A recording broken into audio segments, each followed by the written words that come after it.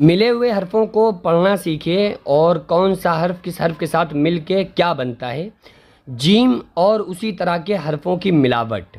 یعنی آپ دیکھیے جیم بنا ہے اور اس کے بعد یہ پلس کا نشان دیا ہے. پلس کا نشان اس لیے دیا ہے کہ آگے والا جو حرف ہے آپ اس کو پیچھے والے حرف سے پلس کر سکیں، یعنی کہ ملا سکیں. اب اس الف کے ساتھ جیم کے ساتھ یہ الف ملنا ہے، تو جیم الف زبر جا. ٹھیک ہے، اب یہ جیم الف زبر جا مطلب کیا بنا؟ جا. تو یہ ملا کر کیسے لکھا جائے گا؟ آگے انہوں نے بتایا ہوا ہے کہ یہ ایسے لکھا جائے گا. الگ الگ حرفوں میں جا لکھنے میں جیم اور الف کا استعمال ہوگا. جیم یہ ہوتا ہے، الف یہ حرف ہے. اب ملا کر ان دونوں حرفوں کو جب آپ لکھیں گے تو جا ایسے لکھا جائے گا.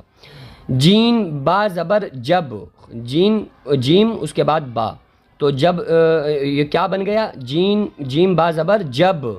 تو یہ جب ملا کر کیسے لکھنا ہے؟ اس طرح سے لکھا جائے گا، جیم با زبر جب. جیم لام زبر جل، جیم نون زبر جن، جیم واو پیش جو، جیم یا زیر جی، جیم یا زیر جے، جیم سین زیر جس، جیم رے زبر جڑ، جیم زبر جج، جیم گاف زبر جگ، ہا جیم زبر حج.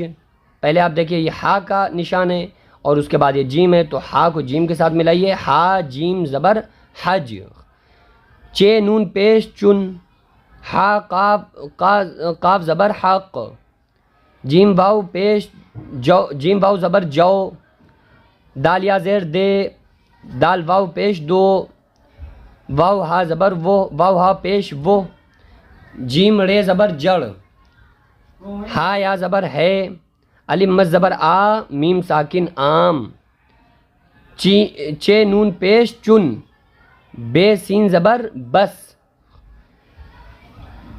چے پیش چپ، ہے واو پیش ہو، جیم الف زبر جا، ہو جا، یہ ہے زبر یہ ہے زیر یہ، جیم زبر جج، کاف واو پیش کو، دال یا زیر دے، حاجی آیا ہے، حج کو جا، آگ جل جا، جب جی چاہے آ. ٹھیک ہے، تو یہ اس کو آپ لوگ مشق